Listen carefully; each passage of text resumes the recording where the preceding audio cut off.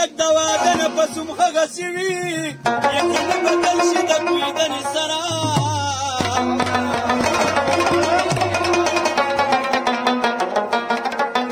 اوس خلک ګیرو سره لوبې کوي لکه ویښته پرېږدي د زنې سره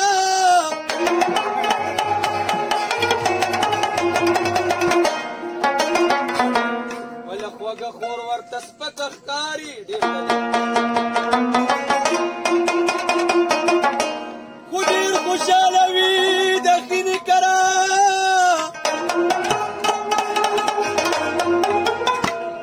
زه دې ځان ته نږدې کومه ته زما مرګ ته تیار یې